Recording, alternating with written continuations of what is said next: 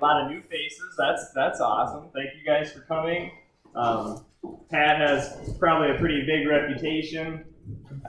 Very excited to hear from Pat. It's, you know, a lot of times you feel pretty guilty, like wanting to pick Pat's brain, you know, and ask him all kinds of questions. So it's kind of nice to put him on the spot like this. I really want to give a big thank you to Pat and Peggy for hosting this tonight. Let's give them a round of applause. Yeah, thank you guys so much. And your shop, this is a beautiful place to have this. I guess we did have an auction in here before too, so I mean we fit quite a few people in here. So just a few items before we get to Pat. So the North Iowa Bee Club will be having our auction. It'll be April 24th, 10 a.m. here. So we're planning on having it in person. So we have a list started so far. So we've got the list over there, and then more information. We've got a few copies of that. So if you're interested, I know we all need more bee stuff. We gotta pack our place is full of it. So really look forward to having people there. And then also, our club will be having elections at our next meeting, and so we're looking for somebody that wants to help in leadership with our club.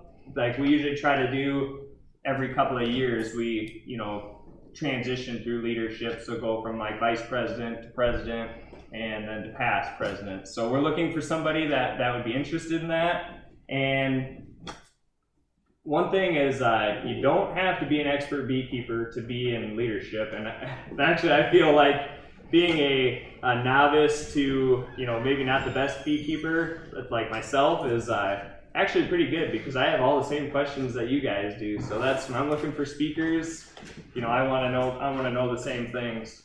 So, you know, definitely looking forward to that. And so Pat will be our speaker tonight, Pat Eniss, and I'm gonna let Pat do a little bit of an introduction for himself, because I know we all know Pat, but I guess I don't know how many hives you're running these days or things that you're up to. And so Pat's handing out some information right now, and then he'll go ahead and do an introduction. So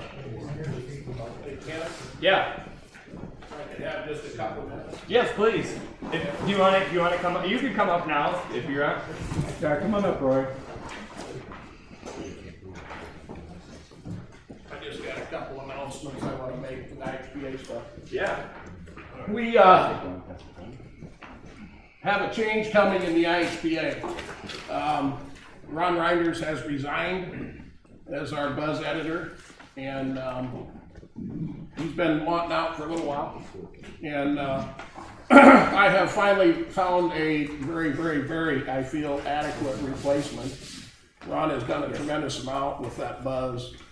And Kelsey Wiggins, with board approval, and my board meeting is a week from, actually not a week, Sunday. So upon anything negatively happening, that is going to happen.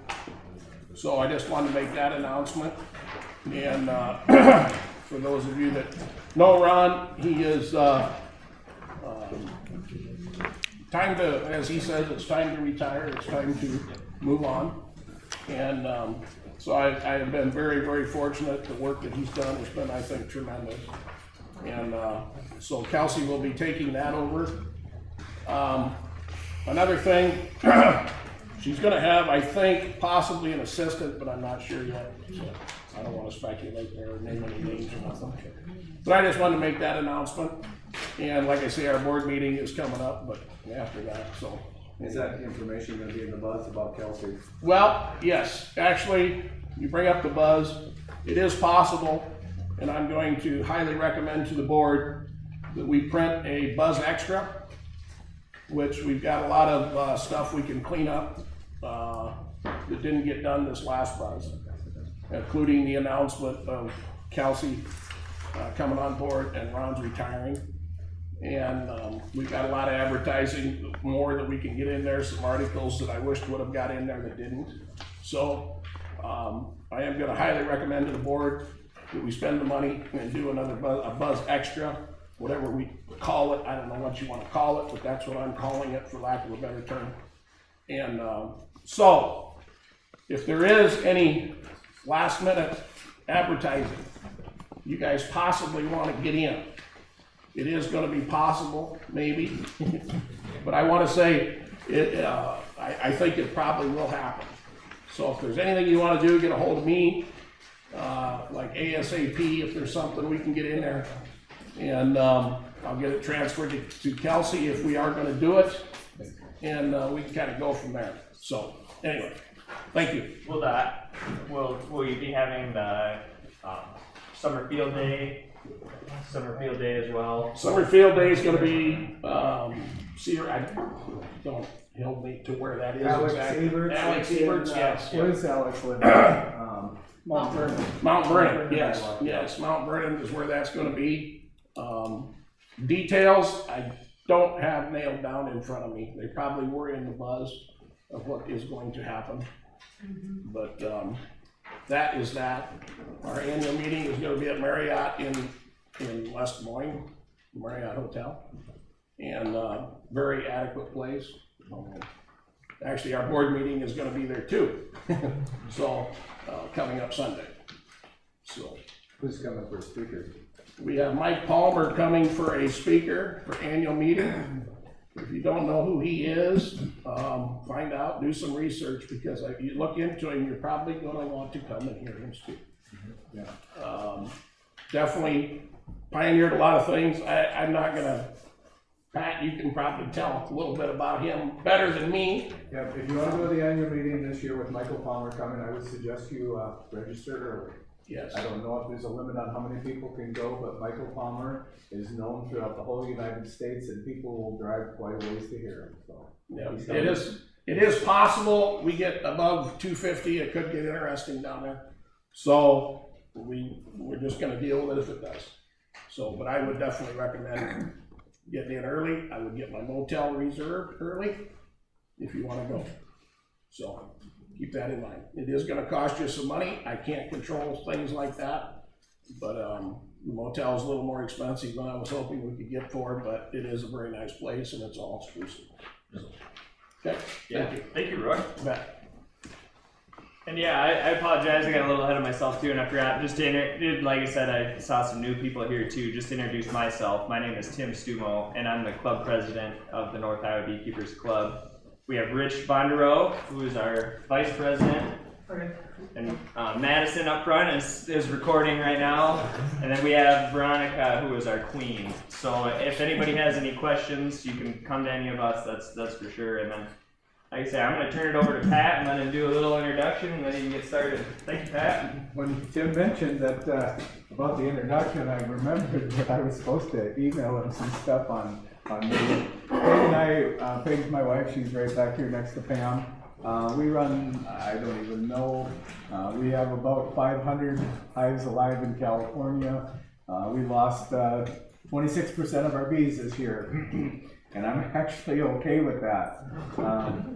20 years ago, if I would have lost 26% of my bees, I would have thought I was I probably shouldn't use that word. It's not politically correct, but I don't really care. But we run a lot of bees, and this is how we make our living. And it's hard to keep them alive. And I know there's people out here that have ordered packages or nukes or whatever this year because your bees have died. And how many here have lost bees this year? Okay, just about everybody. Now, if I was to tell you, you could prevent that from happening again, who here would believe me?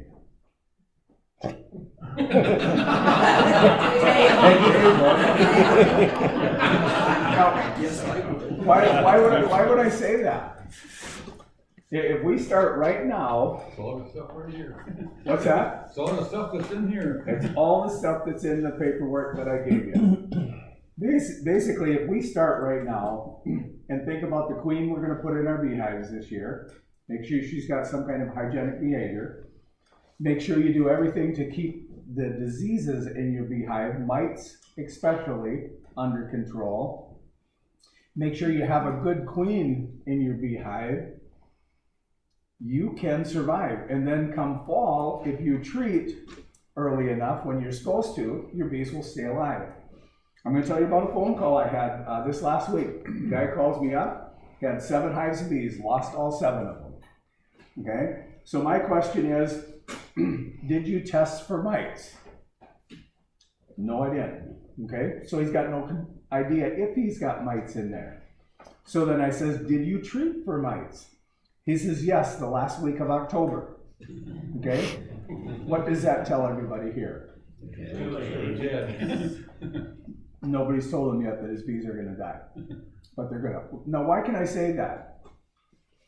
Anybody want to guess? Anybody want to tell me? Way too late. It's way too late.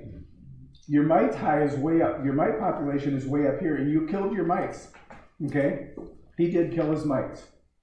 But what did he forget about? What else is right up here? Viruses. The viruses. The mites are not what's killing the bees. It's the viruses. Deformed wing virus, acute rarely paralysis virus, and it goes on and on and on. So if you had a can of ether or a jar like this, you can test your mites to see where your level of mites are in your bees. Now, I was always suggested that people use this because I really like it. It's quick, it's easy. But then this crazy thing come around, the Easy Check. It's got a little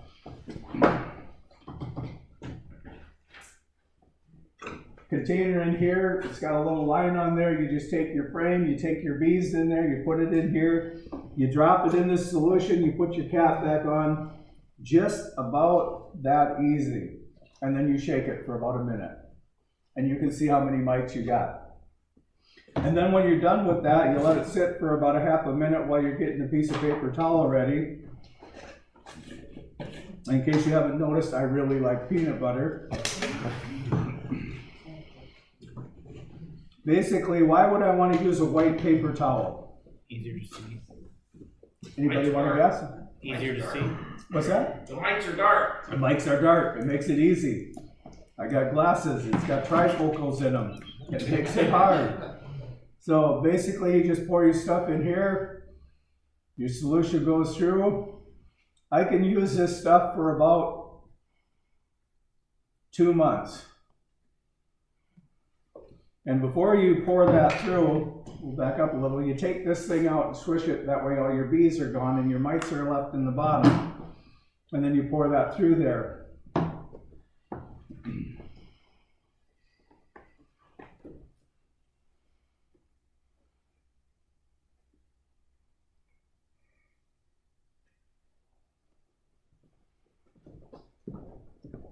Now tell me what that is right there.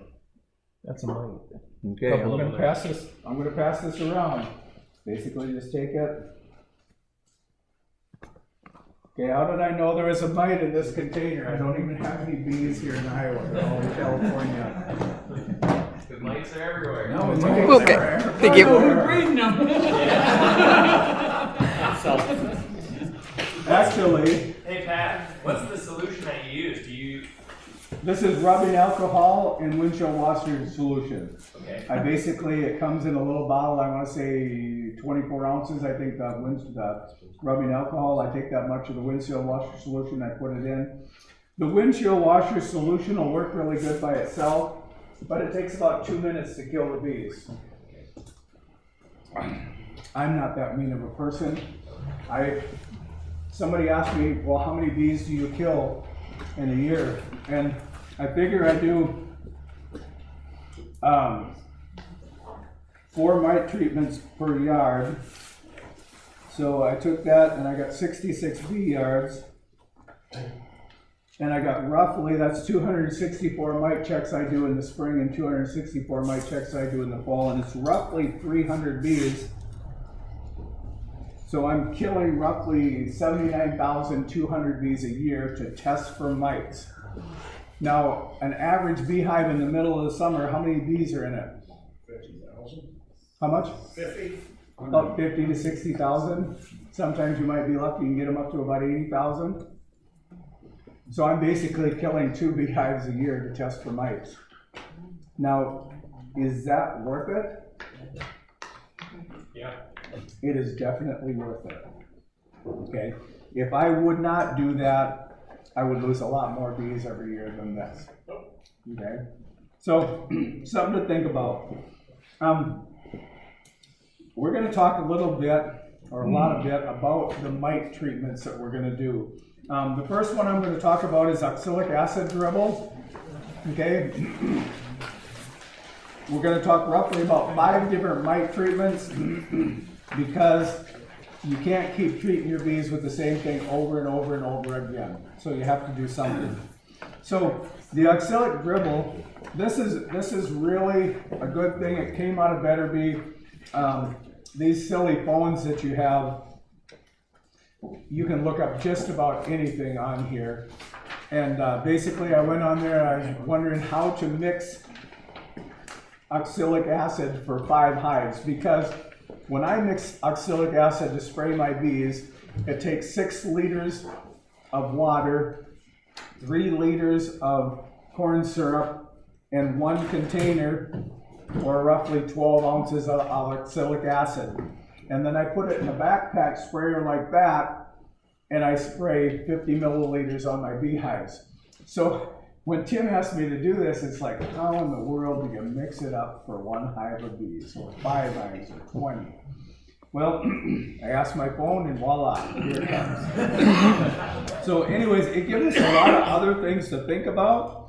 You know, if you have 5 hives of bees, you take 8.75 grams of oxalic acid, 150 grams or 6 ounces of water, and it says warm water or hot water, and then basically 150 grams of sugar or 3/4 of a cup of sugar. Now, if you only got 1 or 2 hives, who knows what this is? Oxalic acid. What actually is it? Wood bleach. Wood bleach. You can go to the hardware store, and for about $9-10 you can buy a container of oxalic acid that will last an average beekeeper a lifetime.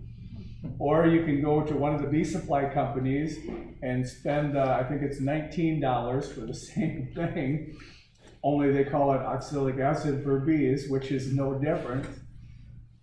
So how you want to spend your money is up to you, okay? So basically you can go to the hardware store, or you can buy it from Peg and I, or you can buy it from one of the supply companies, but it's relatively inexpensive, okay? 8.75 grams is about maybe close to a teaspoon, maybe 2 teaspoons. So it doesn't take very much to do that. A good gram scale costs you a few bucks. Okay, say a good gram scale costs you $20. And this costs you $10, and now you got a lifetime supply of a mite treatment for $30. How much do you think that costs you per beehive? Not very much. Probably less than 50 cents, okay? Now, if you buy some of the other stuff, this is Apivar. You can buy this. This is a Tactic or Amitraz based product. You can buy the Thymol. This one's going to cost you about $5 a tube thing here. These here are going to cost you about $4 a strip, and you need 4 of them, so there's 12 bucks. So there's money that goes into this. And so when you think of the oxalic acid and using it as a dribble, you can relatively inexpensively control your mites. Now, Am I wrong if you use propane and the propane and? We'll talk about that in a little bit. Okay, we didn't do that yet. We'll get to that. So, the oxalic acid in a dribble is how it was actually used in Europe. And how was it designed to be used in Europe? Anybody know? As a winter treatment? As a winter treatment. Why a winter treatment? Affected by temperature. What's that? Affected by temperature. No. No, all your mites should be out of brood. There is no brood in the middle of the winter, usually. And so when you treat, you're getting 100% treatment, okay? Where if you put the oxalic acid on, say, the middle of June, when you got 12 frames of brood, where are a lot of your mites? About 50% of them, maybe even more than that, In in the brood. In the brood, yeah. And you cannot kill those with oxalic acid. So it was designed as a fall or winter treatment when your brood population is way down. Okay? Now when I started, I said you gotta treat your bees early. What happens if you wait till November to treat your bees? They're gonna die. They're dead. So this is a good treatment if used properly. And if you read through this, it'll tell you not to use this 2 or 3 or 4 times like every 5 days. Okay? Because if the bees ingest it, this is oxalic acid. And then it has a detrimental effect on the bee. Okay? So you gotta think about that. So Al says, well, why can't you use a propane tank? Okay? Basically, this is a super duper oxalic acid vaporizer. What you do is you take a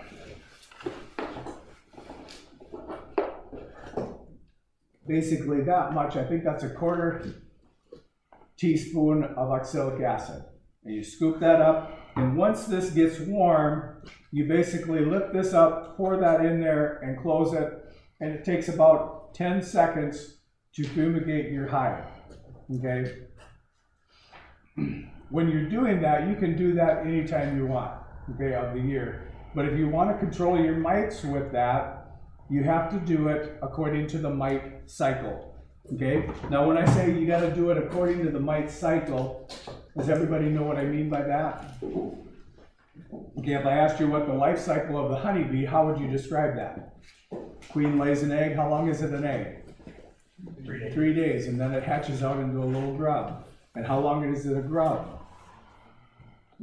I'm giving you all the Nice. answers. So basically it's a grub for 9 days, and then it gets capped over and it pupates. It goes from the grub to a bee. And on day 21, the worker bee hatches out. On day 24, the drone hatches out. And on day 16, the queen hatches out.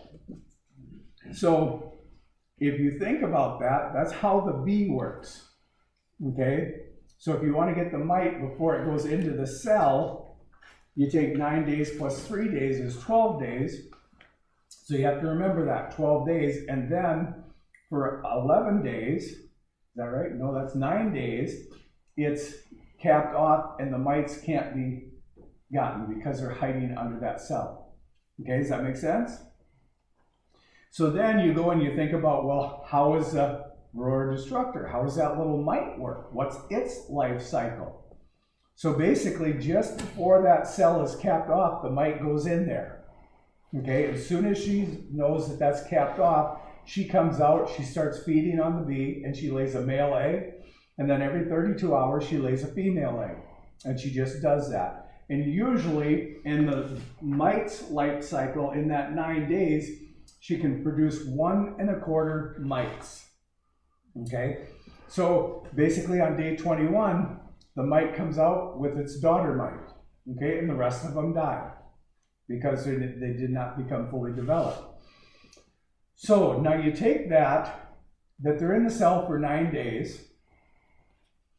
And once that mite comes out, it's going to feed on bees for 4 to 5 days. So you take 9 and 4 or 5. So we'll say 9 and 5 is 14 days. So basically every 14 days your mite starts this vicious cycle all over again. Does that make sense? Mm-hmm. So if you every 4 or 5 days did a vapor treatment, as the mites hatch out and before they go back in the cell again, what's going to happen? You're going to kill them. Okay, now you have to remember, when you do this, you have to do it 3 or maybe even 4 times to get that to work, because you've got that 9 days of cells in there that are capped off. So if I do it today, I still have 2 weeks before I can safely say there's no more mites and I kill them. Does that make sense to everybody? So you think about those 2 things. Now, there's a blue tank and a yellow tank. Does anybody know what the difference is? One's propane, one's MAP. One's propane and one's nap. What does that mean in English? Different chemicals. Different chemicals. This one does not get hot enough to heat that up to vaporize it.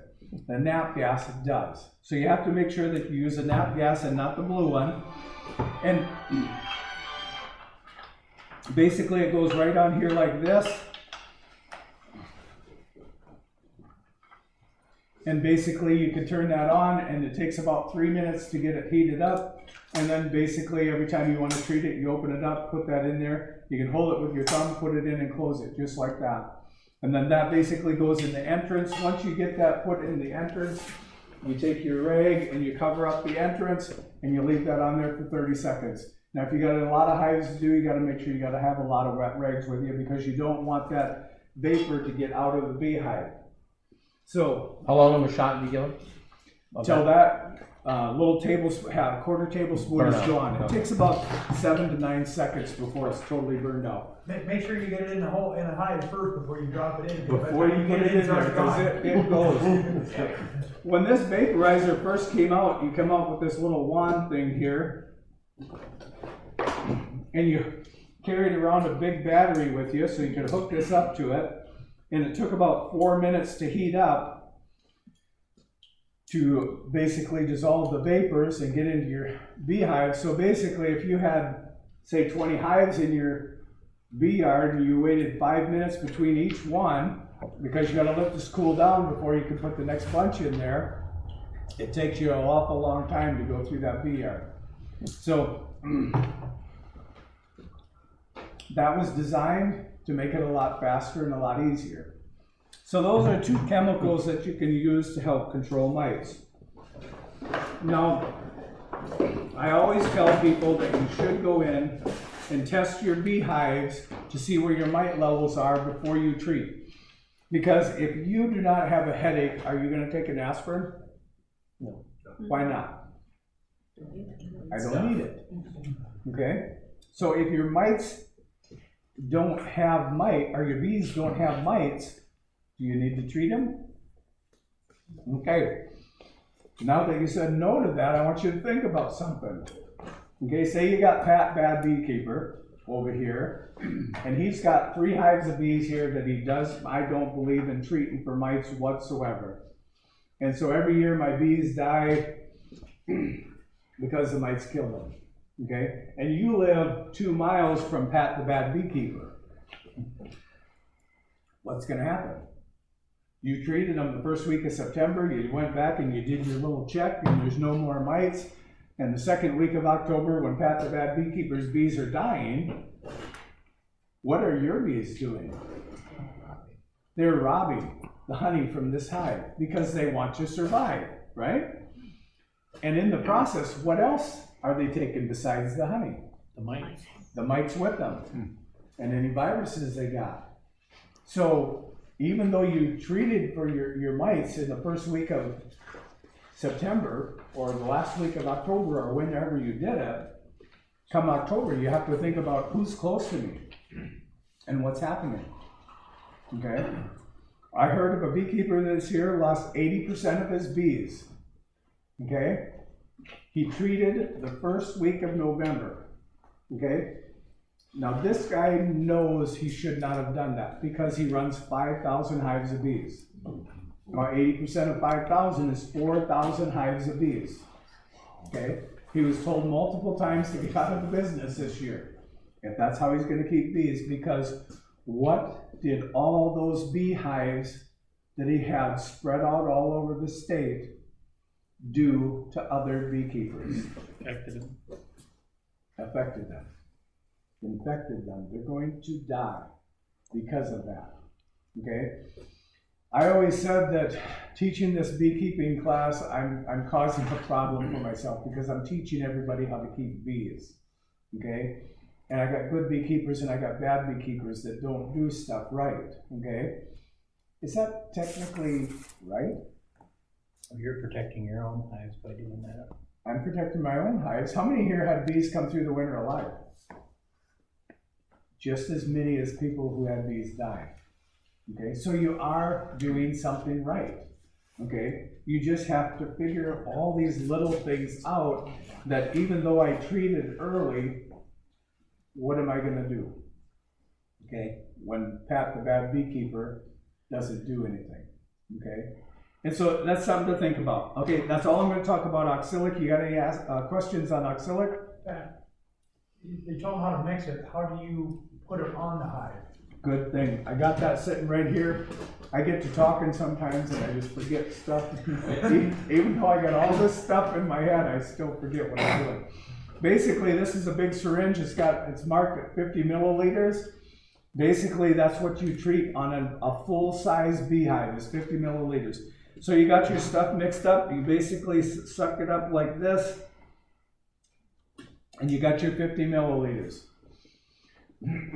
Now, what you have to remember is you have to be able to treat this hive. Okay, it's very beneficial if you have somebody working with you to help you. Okay, because one person can run the syringe, one person can run the hive. Okay, so now you're thinking to yourself, well, I got to put this on there. How do I get it on both boxes? Okay, so Richard brought these 500-pound hives with him. So anyway, so you pick up this hive. Now I'm going to give you guys something to think about. When you're working bees is hard work. Okay, how many of you guys always lift this box up? Okay. What happens if you just took this box and moved it an inch force like that, and then dropped it? You're gonna get stung really bad. Right there. So, anyways, And your helper just left. there you go, Dave. Your helper just left. So, anyways, you can use that as a pivot. Okay, you don't have to lift it. Okay.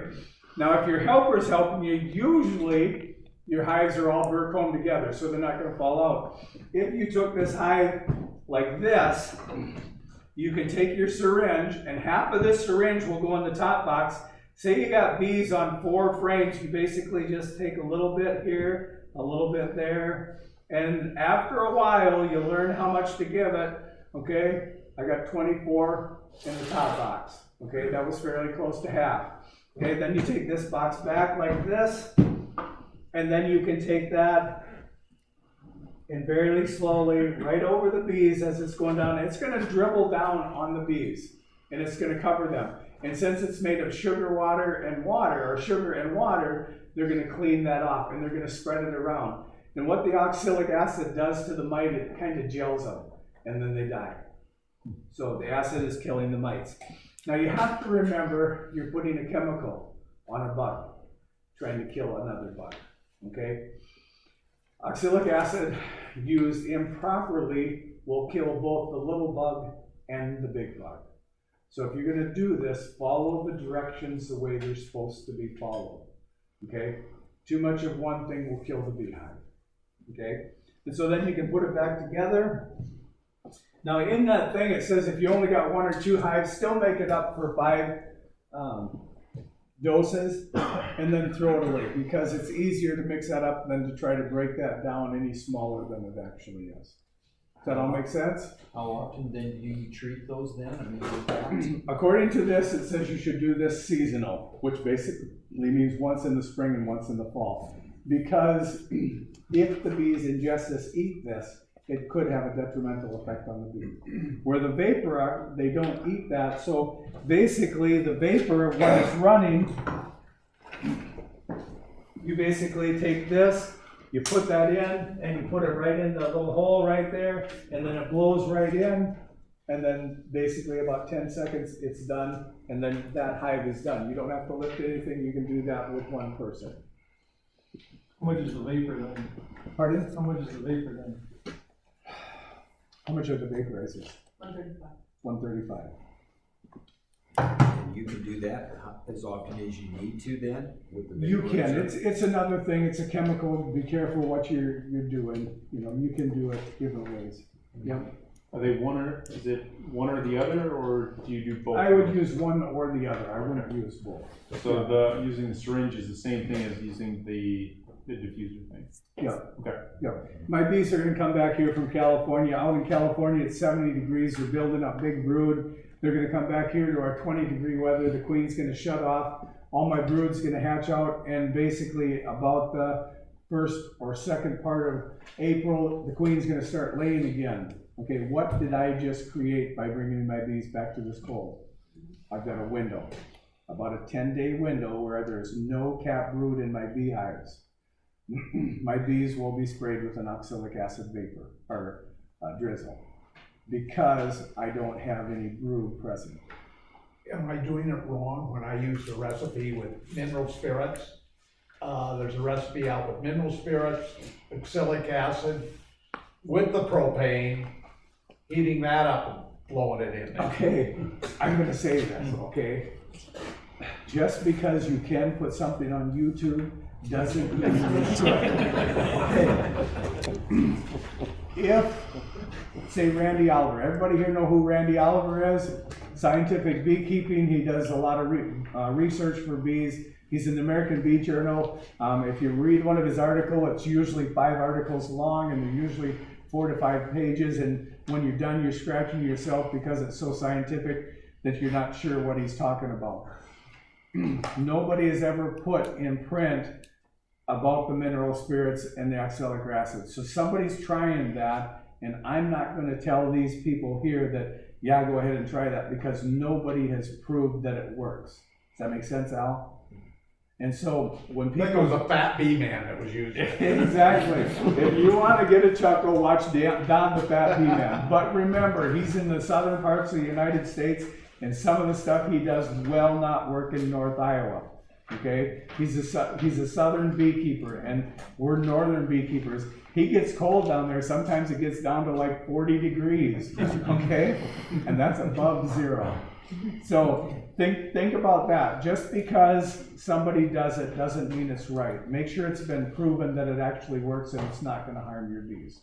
Does that make sense, Al? Yeah. Okay. Hey, Matt, I've been doing my oxalic acid when it hit this warm weather. I've been doing the vaporizer now. Yeah. Try to kill everything I could while the queen is just starting to lay. Yeah. Yeah. Because you got smaller clusters in there.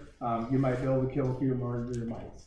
Okay. Any other questions on oxalic acid? Yeah, Pat, that was my question too, but I just do the dribble, and when I looked in there yesterday, it's just, I don't even think there's any capped. I'm almost certain I didn't see capped anything, so would now it would be, if you would have done it yesterday, it would have been perfect, because all your mites are exposed. Yep. And so you're killing 98% of your mites will be killed by the oxalic acid. Yep. So it's just one of those things that timing is everything.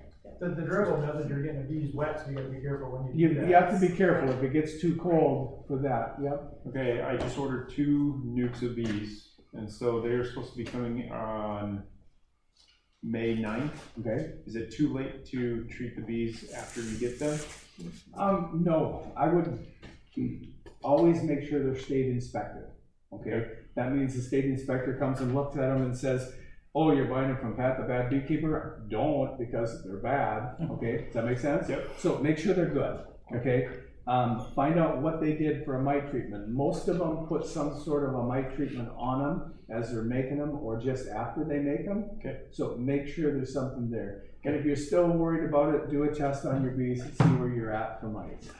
Okay. And easy one, we're going to go into another chemical, the Api-Life-Var. This is a thymol-based product. If you read your thing, it talks about that a little bit. Api-Life-Var, basically it takes 2 packs to treat your hive 3 times. And basically you take about this much of your thing and you put it on your beehive. When you open that up, you're going to break this into little squares, and you're going to put a square right here, square right here, square right here, and square right here. And it kind of depends where your bees are. If your bees are way up here, put the squares right on the edge of the cluster. Does that make sense? Because if you're putting it way out here, even though they can smell it, they're not getting it on themselves. So put it right to the edge of your cluster so your bees are getting it on it. And basically when you do that, I showed you on the top box because it was easy for me, you actually put that in the middle brood box so that it fumigates both boxes. Does that make sense? A thymol base. If you don't have very many mites on your beehives, this is a good one to use. Okay, so that's pretty much how you use it. This one is the Apivar. this is what I call a heavy hitter. It's got Amitraz in it. Amitraz is one of those things that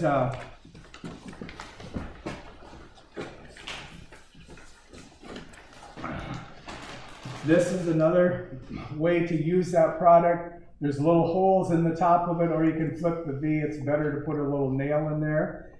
And then these strips in the center of your hive, I'd say I got 4 frames of bees in the bottom and 4 frames of bees in the top. I would need 4 of these strips. There's 2 strips here, and you put them so that they're inside the cluster. And what that means is, say your bees are right here, you put 1 strip here and 1 strip here. That way they're inside the cluster of the bees. Does that make sense? This one is temperature sensitive, so if it's not warm enough outside, it's not going to work near as good. Peggy, can you run over and get me the FormicPro off my swing? I took it outside because it stinks. FormicPro has actually, to use FormicPro, I'll go this way first. To use FormicPro, you need a pair of gargles, you need a respirator like this, and you need rubber gloves up to your elbows, okay? FormicPro is probably the best registered mite treatment out there, okay? I'm not gonna open the bucket because this stuff has a smell that is not good to breathe, okay? And in a controlled area like this, you would all smell it if I opened up this bucket, okay? And so if you're going to use this, make sure you buy this, because this will burn your lungs, okay? Even though I'll tell you this is probably the best product you can get out there, you should have one of these if you're going to use it, okay? When you get oxalic acid vaporizer, you should be wearing a mask too. Yep, you should have gargles and a mask. Yep. And then we're going to assume this is what it is, because it's about this size is how big the pad is. They have 2 suggestions for treatments. It basically will go in the middle of the beehive. If you're going to use 1 pad for 10 days and then come back and put the second pad in, you would put them right here in the middle of your beehive, okay? If you're going to use both pads as 1 treatment, give them a real solid dose, because say your mites are really bad, you did an ether roll and you got 42 mites. You might want to do a double treatment. Basically with 2 pads, put 1 pad here and 1 pad here. The bees cannot remove that little sponge pad that stuff is soaked into, but they will definitely try. And that's going to vaporize them. If you come back, if you use a double treatment, you'll notice you're going to have a lot of bees outside your beehive, and you could possibly even kill the grass on the ground if your hive's too low. You know, if you have because there's so much potency in that pad. Now, if the temperature is too hot, this is temperature sensitive, between 60 and 80 degrees. Say that you put these in, it gets to 90 degrees, you have a really good chance of killing your bees, because the hotter it gets, the more vapor that little pad will release. Does that make sense? So if you're going to use this, make sure you watch the temperatures when you put it on. Okay? So If your temperatures took a spike all of a sudden that you didn't plan on, would it be good to remove them then? I would watch the forecast, you know, and say it's going to be 75 today, 80 tomorrow, and maybe 85. I would wait 3-4 days to put it on, because it's going to go back to 75 for 5 days. I would wait 2 or 3 days. So sometimes they say that when it first came out, because it was burning the ground in front of the hives and stuff, they said if it gets to the temperature where you don't want to have to worry about the bees, break your box. So you got an inch spot here in the front and an inch spot, so that way that smell can leave the hive, and it'll still work. The first time I used it, I broke all my hives because I was paranoid it was going to kill all my bees. And actually my bees looked better when I was all done. So I was very satisfied with it. What was it called again? FormicPro. There's Mite Away Quick Strips, and then there's FormicPro. Mite Away, they're pretty much the same product, only one is designed to only last 5 to 6 months, where the FormicPro is designed to last 2 years. So if I bought 20 buckets of this, and I didn't use them all this fall, I can still use them next spring. So. Really quick, is there a specific time of day to do this kind of treatment? Best time to do it? I always tell people when they normally work their beehives. Okay. I'm gonna tell people to work their beehives after lunch, because that's when it's usually the warmest, the sun is usually out, things like that. Okay. You don't wanna go out there on a rainy day and work your bees, because they're gonna rip you up. Okay. And once you get ripped up once or twice, it's not gonna be fun anymore. Anybody here been stung more than 80 times at one time? It's not fun, I can guarantee you that, okay? So, you'll find out how much immunity your body has when that happens. So the other thing I'm gonna talk about is this one, Apiguard. This is a day damp product. It works very good. It's also a thymol-based product. And basically you get these little cards like this, and you put it on there. It's, I wanna say it's about 30 grams is what you put on there. They give you a little scoop thing that you can scoop and put it on there. And that goes in between your beehive, just like that. Sometimes you can reuse these cards. Sometimes the bees don't like them there and they will chew them apart. So they give you a pack of cards with the bucket, or they come in a little special tray that you can put in there. And either one of them work. If you got a lot of bees, it's more economical to buy the big bucket. But the little cards is what that goes on. And that one's a pretty simple, but that's a double treatment. You got about every 10 days, you got to put the second treatment in. So that's one of those things you got to think about. Okay, that's pretty much it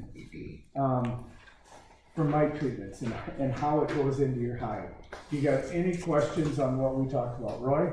Yeah, what's the good one for the spring, early spring right now? Right now, early spring, you have to remember this is 50 to 80 degrees. So like the last couple of days it would have worked pretty good, but next week it's supposed to be in the 40s again. It probably wouldn't have worked. This one will work even if it's cooler, because the bees keep the temperature at 92 degrees in the hive. The Thymol, Api-Life-Var, that one will work too good. I believe there is a temperature on that, if I can get my trifocal set for that. There's a withdrawal for honey supers on that too. What was that? There's a withdrawal on there for, before you put honey supers at 4 to 5. Yep. 65 to 95 degrees, so that one might not work at this temperature either. And that's something you got to think about too. How many days before you can put honey supers on, or how long before the honey super goes on can you put it in? Like this one, well, that's not Apiscan, the Apivar here, it's basically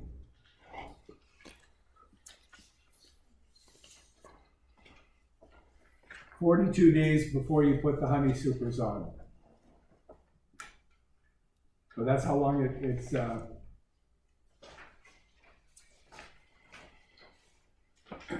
it just says not while honey supers are on. But some of them say not to put them on or have them off at several weeks before the honey super goes on. Okay, does that make sense? So make sure you follow the labeled directions on that. Any other questions? So we're like really new at this. Okay. For us that have just 1 or 2 hives, I mean, you just pointed out a ton of different, and I'm sort of. You should come to my bee class. I just swamp you. If you were to just say, hey, for the guy who's just starting this year, this is what you need to do just to make it until we start understanding. It's hard for me to say that, because when I first started beekeeping, Aurora Destructor was not in the United States, and I didn't have to worry about it. Once I started worrying about it, I treated in the spring and I treated in the fall, and I kept my mites under control. Right now I'm treating 5 to 6 times a year, because the mites are killing us. I mean, you look at the guy that lost 80% of his business. Okay, he had to buy 2 semi-loads of bees so he could start over again. Basically, that cost him about what's that? About $80,000 a semi-load. So you think about that. The best advice I can give you is find a mentor. Somebody that's gonna help you, somebody that's gonna walk you through this. Does that make sense? And that way, I think if you treat it in the spring, I put a FormicPro pad on just before I put my honey supers on, because you can have that on with honey supers on. And then I don't worry about it until I pull my honey supers off, and then I spray an oxalic drizzle on my bees then, because all I want to kill at that time is the bees that are, the mites that are exposed. And then I come back a week later and put my first real mite treatment on that's going to kill everything in the hive. Does that make sense? So I can't say that you should use this one, because it's just like everything else. You can't keep taking the same medicine over and over and over, because whatever you're taking it for is going to build up an immunity to it. And that's why on this list, if you notice, there's Apistan. Basically, you can't use Apistan anymore because the mites have built up a resistance to it, and it don't work anymore. So something like that, something to think about. Pat, Yep. you haven't talked about Hopguard 2 and Hopguard 3. I didn't talk about Hopguard at all. It's a it's a hop product. People say, well, it's got to be good. It's made with hops. Well, I don't like beer, so Hopguard does work. I'm not overly impressed with it. That's why I usually don't talk about it. Basically, it needs 2 strips for a 10-frame hive, and then you do it again. It's a 14-day treatment. And basically, you'll put it in the center of your brood and say you got this much. They go basically right over the frames just like that. So. You familiar with Hopguard 3? What's the difference? I have not. I look at it this way, Roy, and maybe I shouldn't say this. They tried Hopguard 1 and it didn't work, and so then they made Hopguard 2, and I wasn't impressed with that, and so they made a Hopguard 3. I like baseball, 3 strikes and you're out. I'm sorry. I don't know that much about it. I've never really used it, and everybody I talk to don't like it, so I don't promote it. And whether it's good or not, I really can't tell you. I was hoping you knew something about it, because I didn't know anything about it. Randy Oliver hasn't said anything about it, and so if you want to have some fun and some good reading, go to Scientific Beekeeping and read some of Randy's articles.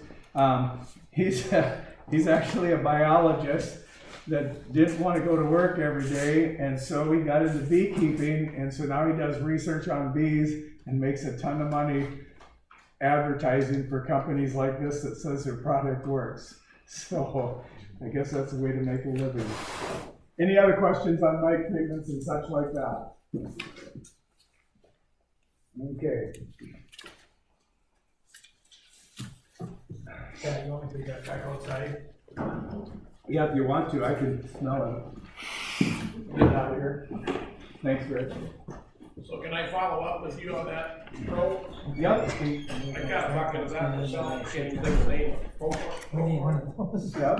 You used that with Supers on Yeah, last year? yeah, you can use it with Supers on. Right.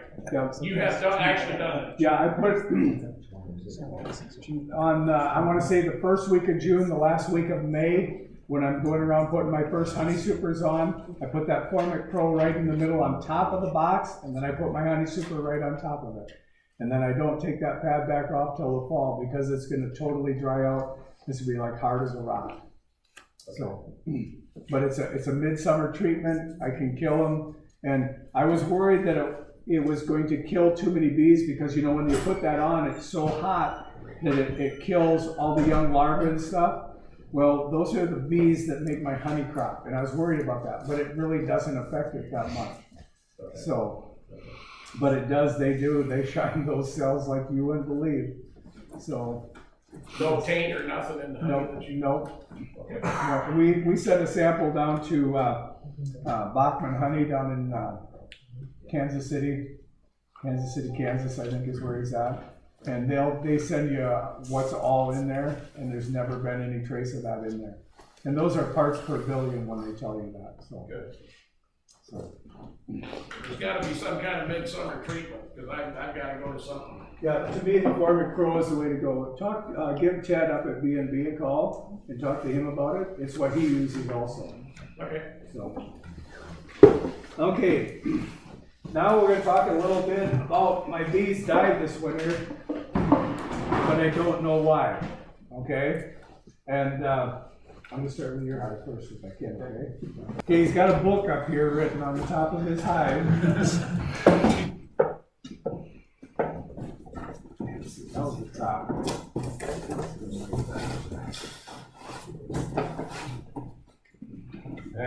Yep. Does he have bees in there yet? No, he cleaned them out. Oh, Okay. I was gonna say you could try your little fancy gizmo and see how many mites was in them. Yeah. There's some in the bottom here. Yeah, if we find some, we might give it a whirl. Okay. So, I'm gonna lift this up and I'm gonna ask you guys a question, see what you guys know. What do you see from where you're sitting? Nausea. No honey. No honey?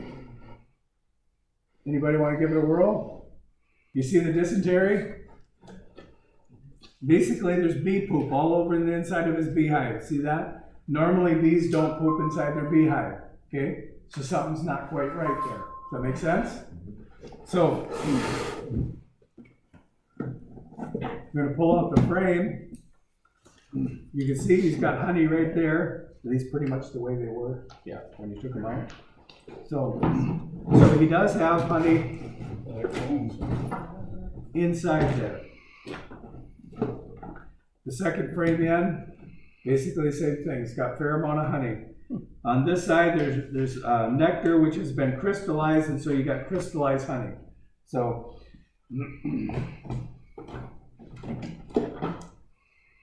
the next frame is basically the same thing, crystallized honey.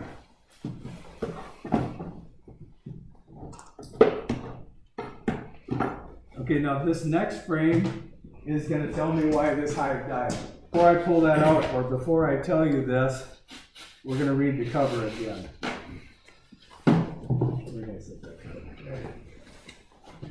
Okay, basically he made this hive from a split on July 20th, okay?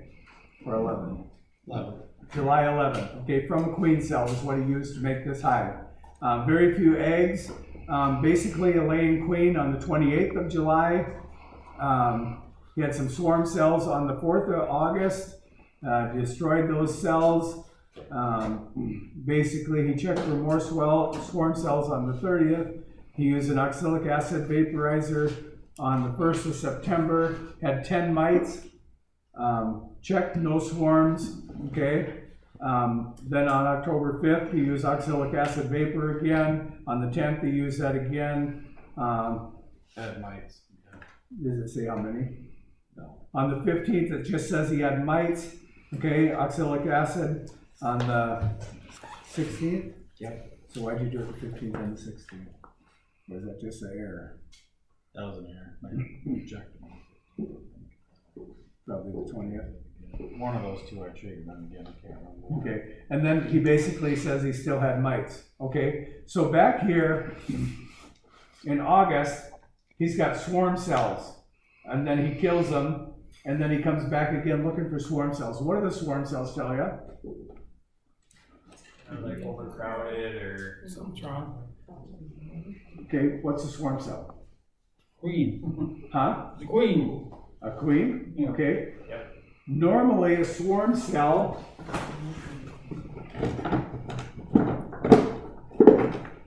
is going to be on the bottom of the cell, on the frame, okay? Normally. But if that queen is bad, wherever they find eggs, they're going to make a cell, right? It might be up in the frame, it might be on the bottom. So just because it's on the bottom, don't always assume that it's a swarm cell. Okay, does that make sense? Now the reason I'm saying that is because he made this hive up and she started laying, and within, I'm not good at reading upside down, 20 days, there's queen cells. Okay, now what, are they supersedure cells or are they swarm cells? Okay, that's what you have to decipher. okay? And I'm gonna tell you by this frame here, what is that? I'm gonna pass this around. This is drone brood.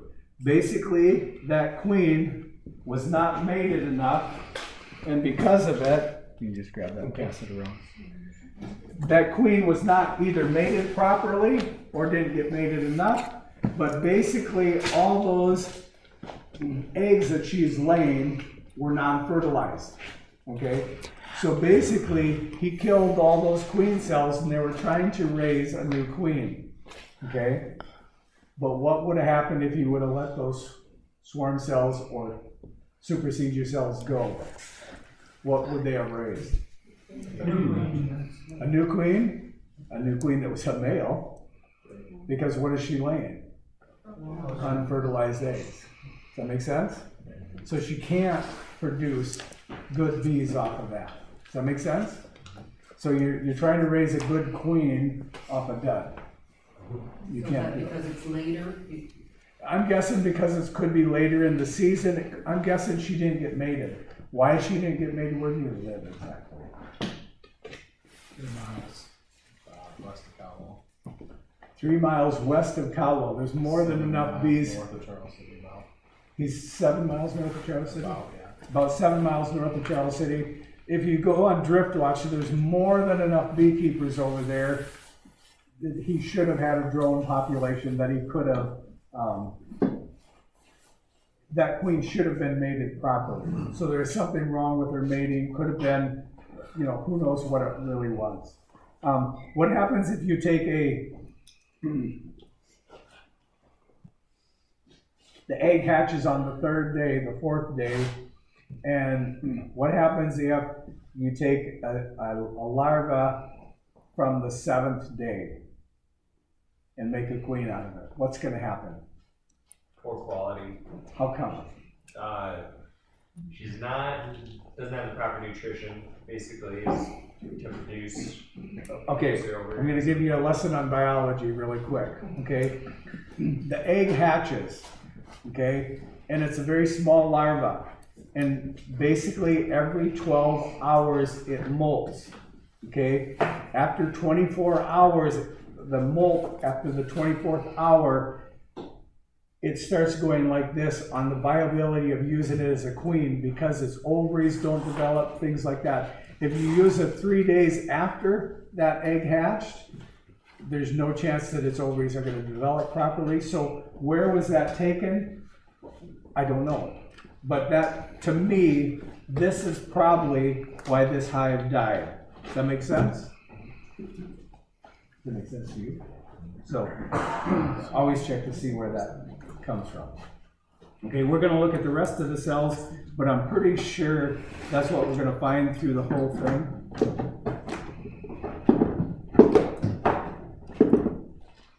Yeah, there. Basically, every frame has a little bit of that. I might have mixed them, they were kind of together. Yeah.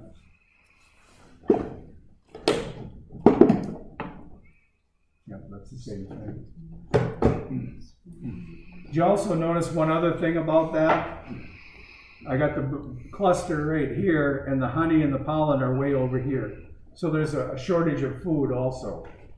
So that's what the top box looks like, or that's the top box.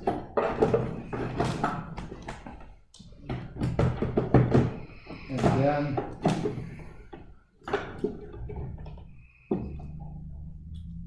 that one has a few bees, a little bit of honey. That one's got plenty of honey. But there's really not much there that gives me any other indication than that. I'm also, whenever I do this, I'm looking for multiple things at one time. It's hard for me to describe that. I'm looking for American foul brood, I'm looking for European foul brood, I'm looking for mite feces. It's after 41 years of doing this, you automatically do all those things at one time. So when I'm looking in here, I'm looking for all this stuff, and I'm not seeing any mite problems, the feces in the side of the cell. So that's a good thing. So, You good with that? okay, that gives you an idea of why that hive died. Could that have been a drone layer? It could have been a drone layer, yeah. But there's not as much honey, but I'm guessing these died fairly early too. No, they were alive until February. Okay, so they had a big enough bee population, but they couldn't reproduce any more bees because your winter bees will last 3 to 5 months. And then once they start dying off, they have to have new bees to take their place. And the new bees they were raising weren't helping. So, that makes sense to everybody? Okay. Richard? Now, this hasn't been disturbed. This what? This hasn't been disturbed. That's just pretty much the way it is. Before I start Rich's hive, I'm going to do this. Why would I do that? I'm going to kill any possibility of spreading the disease from one hive to the other. And what I do for a living, like I told you earlier, I have 66 bee locations. I can spread disease from one yard to the next super easy. Common sense, something you might want to think about. Once you do this, don't stick it in your pocket.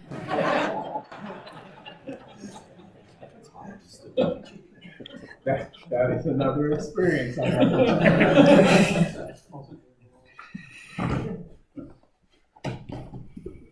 Basically, you're getting the viruses from the corona. Yep.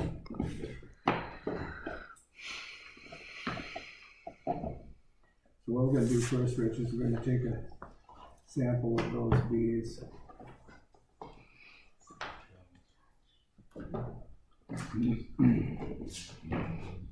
Can you say what the ingredients for that solution was again? Basically, I buy a gallon of windshield washer solution. I buy a small bottle of rubbing alcohol, and I take enough of the windshield washer solution out to put that bottle of rubbing alcohol in. And that kills your bees 8-10 seconds. They're dead.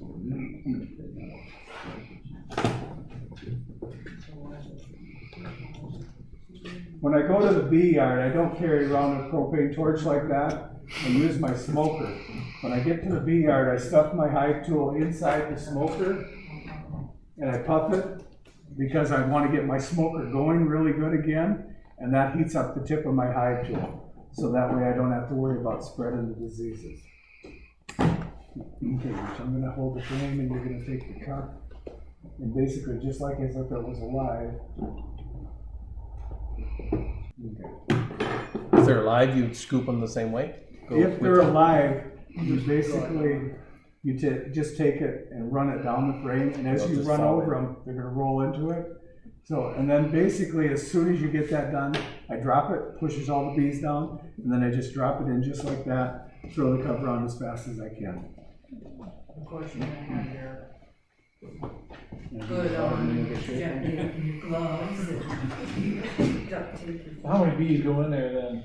This, if you follow the lines, it'll be about 300 bees, 300 to 400. If I usually go between the two lines, which gives me a pretty close 300 bees.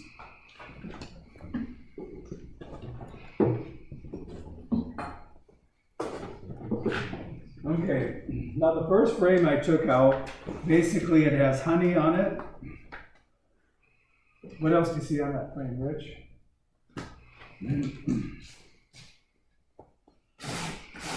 Open cells. Anything else? How much? A What? little nectar on the side here. A little bit of nectar. Okay.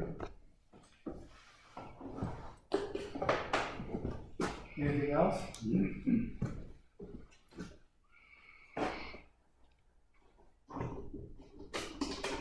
Now these rubber bands that you use, when you get this solution on them, they won't last very long. So I buy big packs of rubber bands so that I know that I got rubber bands all the time. Mite feces on the bottom of the cell.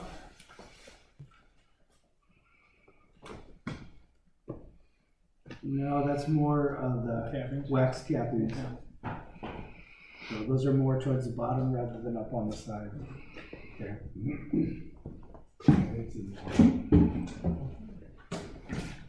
So we're going to go to the next frame. Now this is the first frame we took bees off. There's a little bit.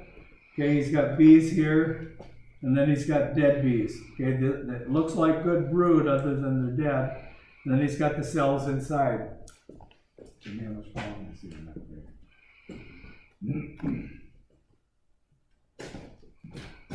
there. A little bit. Okay, well the first frame that I gave Rich, there was nectar on it, there was honey on it, and the question I had is, where's the pollen? The second frame that I gave him is literally no pollen in that one either. I'm going to spin this 2 or 3 times, and I'm going to take it up, and I'm going to shake it out like this, try to get as much of the liquids and any mites that might be in there. And then I set that in the cup like that. And then I pour this in here.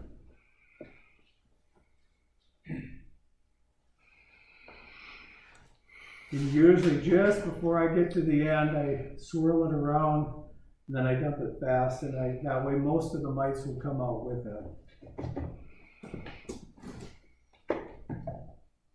Is this a mite queen? I don't know, that's right. When you do this, you always want to make sure you know where your queen is. Because if you go to a field day when somebody's testing, some smarty pants in the background is going to say, oh, is that the queen? Something to think about. You just killed your queen. Yeah.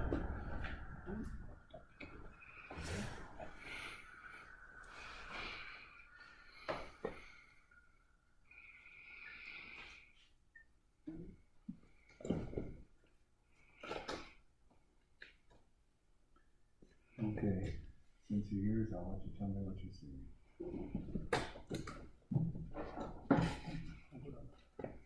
I can't put it down. It's color already. See any? You got 1 there, 2 there, might be another one here. There's 3, possibly 4 on here. You guys want me to pass this around so you can see it again? Yeah.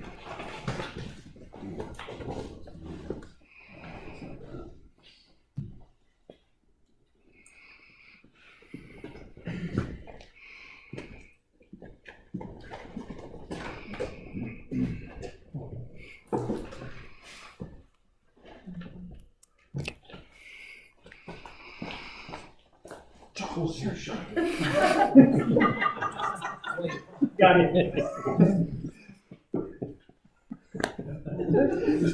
Can't make that up. Yeah, beekeepers are funny people. Okay, we gotta get that.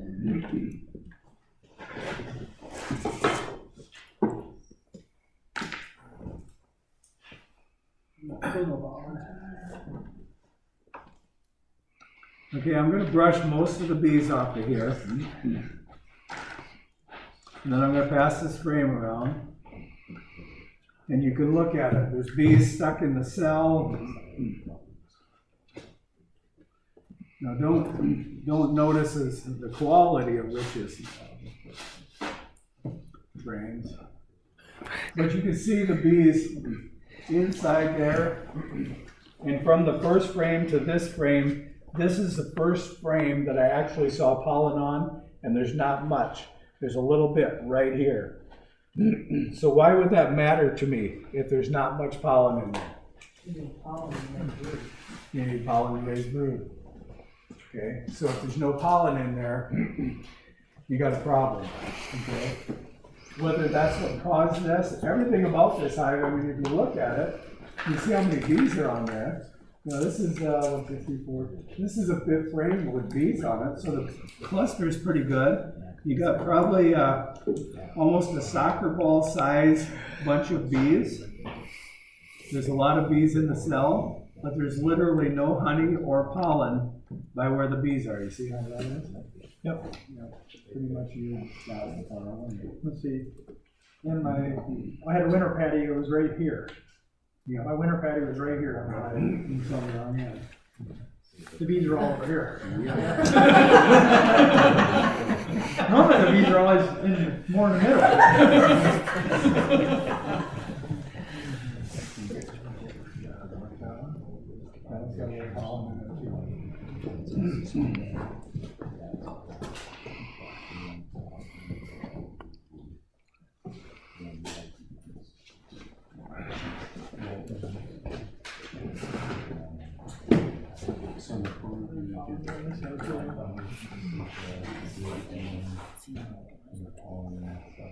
Now this is the outside of the cluster, and this frame is absolutely loaded with pollen. So I'm guessing it's just a hair too far away. So, anything else you want to say, Rich? No, look at that. To me, they probably ran out of the right kind of stores, and it was basically they moved over to it. Yeah, probably not a big enough bunch of bees to go through the winter. Has anybody got any questions on what we've done so far? Anybody want to come up and see? How about dead hives now? If you got dead hive, put it away until you're ready to If you got a dead hive, clean it up. I would take it just like this and go like that. Take these bees off and these bees off. Because by doing that, when you put your frames back together, they can breathe, or the air can get through there. If you leave them as a big clump like that, they're gonna mold on you, and that's not gonna be good. And then put it away until you're ready to Yep, do a and then split or buy put new it bees. away. If you got honey, like Rich has got a lot of honey here, I would put it somewhere safe. So the neighbor's bees, you know, you're up by Riley, and so his bees, and then Austin Southie over there at Baxter's, so they could come and rob your equipment. Yep.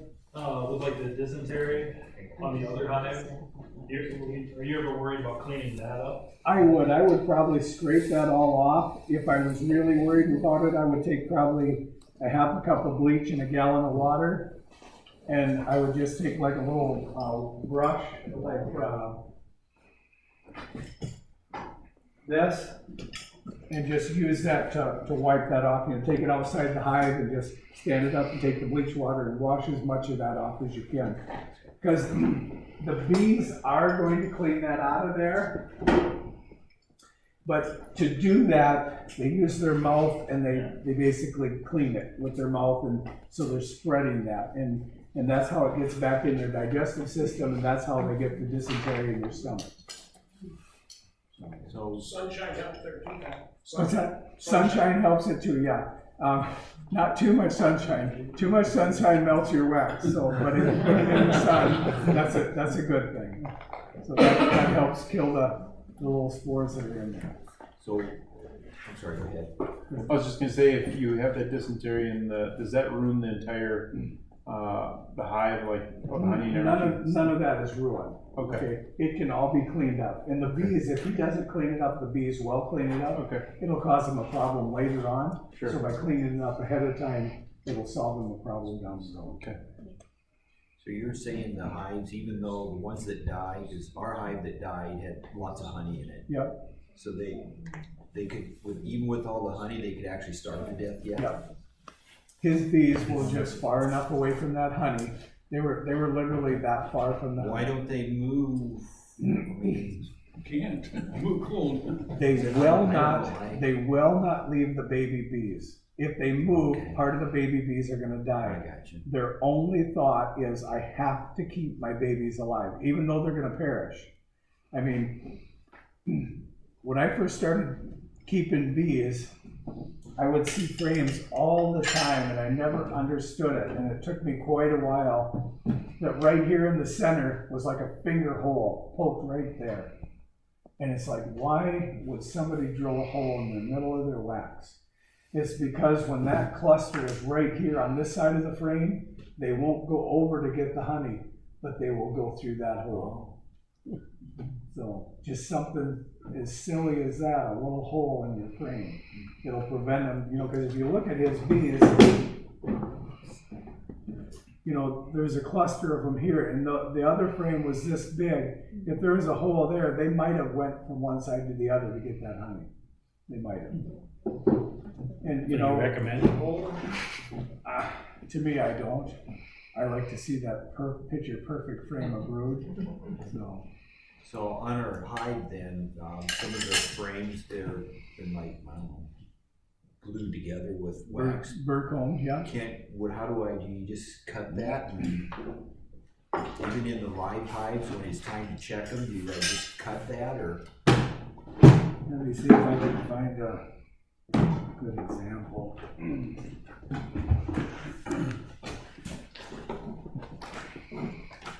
When they do this, this doesn't have a really good example, but you see the burr comb like that. The best way to do that or treat that is basically cut the top of it off and then pry it apart. And then take that frame out.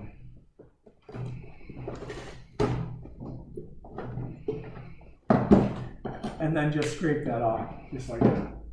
When it's cooler like this, it pops pretty easy. So when it gets warmer, it's a lot harder. So, in the bottom box here, basically, if you look at that, there's literally nothing in it. They've got everything they need down there. There's pollen. The first frame I pulled out is full of pollen and nectar.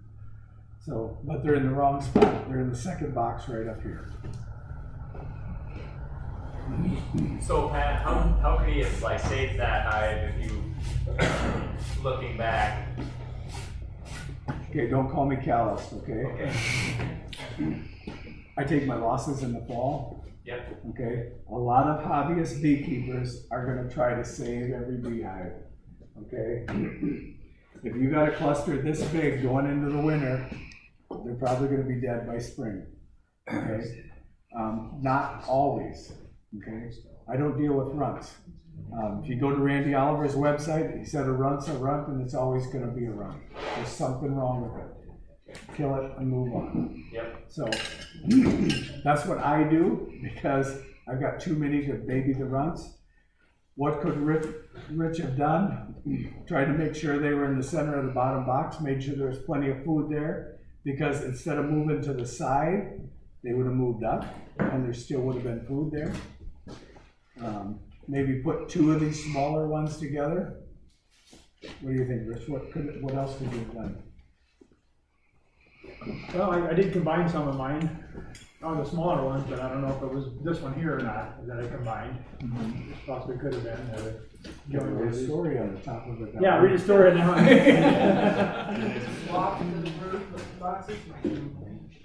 Put a whole layer. I suppose maybe the best thing to do is when I'm going through it right before getting closer to fall, I make sure that pollen and everything is there in the middle where they need it. Yeah.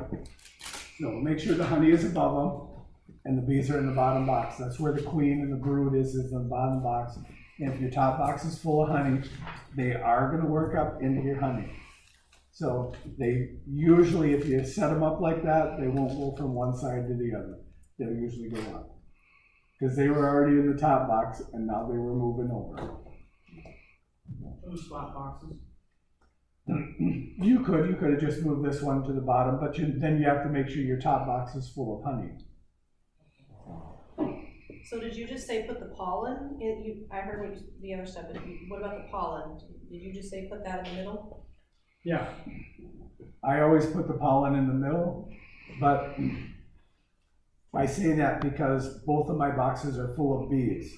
Okay, if I break it apart and all the bees are in the top box, that top box is going to be taken off, and when I find another runt, I'm going to put those two boxes together, and now I'm going to have two boxes full of bees, and then I'll still put the patty in the middle so they can work on it. I got two questions. Just going in the one box, the one hive died, and I get it, I expected that. But going in the other one yesterday, the bottom box, and this hive is still alive, but the bottom box is almost completely empty, and there's quite a few dead bees stuck in the. So I'm just curious if that's normal. Yeah. They just starve down there instead of moving up with the cluster. And sometimes as they die, they just fall between the frames and go down. Okay. So sometimes it's just normal winter loss dropping.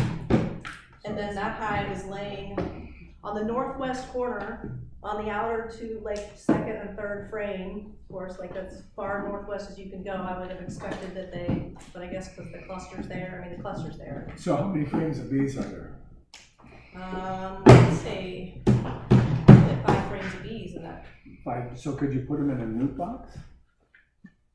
Rather than leave them in that big box, would they fit in the nuke, all those bees? Because if you put them in a nuke, they don't have to keep as much area warm. Just make sure they have food. It's still good, I mean, it's still, and they're taking both, I've got the mediums, that's the one of the mediums, and they're all the way up and down that, Okay. those 5 frames, would I still do that? I just pulled their bottom box yesterday, I Okay. pulled their deep out. I'm not sure how to answer that one, Sarah. No. I just didn't know if the brood should be in the middle. I would As opposed try to the corner. it on a day like today. Yeah. I would have moved the brood to the middle and Yep. put honey as close to that brood as I could have. Okay. That way they had plenty of food, and then then they're going to expand from there. Yep, there's plenty, I mean, the whole Yeah. thing's still full, okay. Yep. And so we'll take one more question. If somebody's got a question, then we'll finish up. Anything else? When can I, where I've got them for the winters on the south side of my barn? Yep. And it's gonna get too hot in the summer, when can I move them to where I move them for the The summer? next 2 weeks it's going to be 45 degrees. I would move them now Okay, before they get orientated to where they're at, and you're going to lose a lot less bees. really busy right now, Yep. because it gets so warm on that side. Yeah, they warm up easy. Yeah. It's a good place to winter them, but if you don't want them there all summer. Yeah, no, I just didn't know if now's the time to move them when it's cooler, or wait till. Yep, I would move them before too many bees come. So. Thank you guys. If you got any other questions, feel free to send us an email or give us a call. Yeah, let's give Pat a round of applause.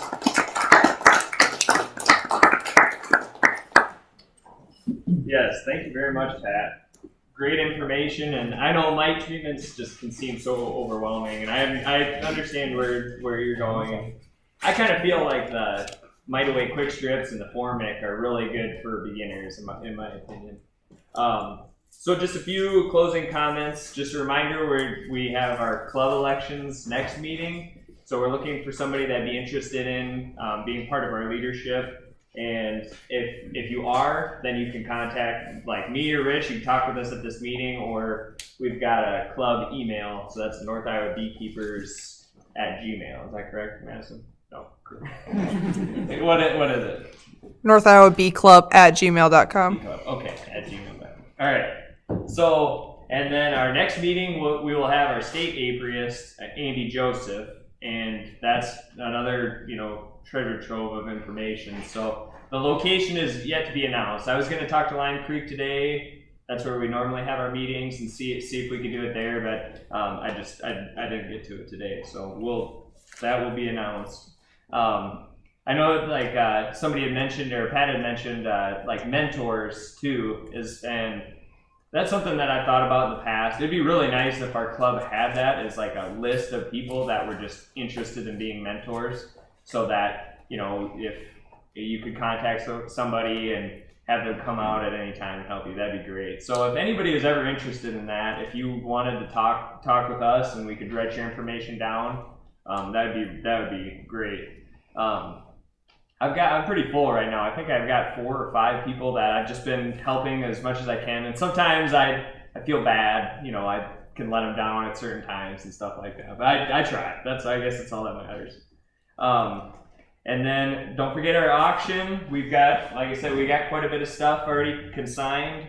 And then if you are interested in auctioning some items, if you sign up before April 1st, you'll sign up with Pat and Peggy. They're taking that information, and you can talk with him on how to get in contact with them. But if you sign up before the 1st, it's a 10% consignment fee, and then after is 15%. So that's again on April 24th at 10 a.m. And then one thing it got me thinking about too, looking through this hive, another thing that our club could possibly do in the future is have a coroner. So somebody that goes and diagnoses why you lost your hive, you know. So I mean that I think so many people, it's like it's just this huge mystery, like why they died, and yeah, you can come up with all kinds of ideas and stuff, and so if anybody was ever interested in that, I think that would be another interesting position. So I think that's all.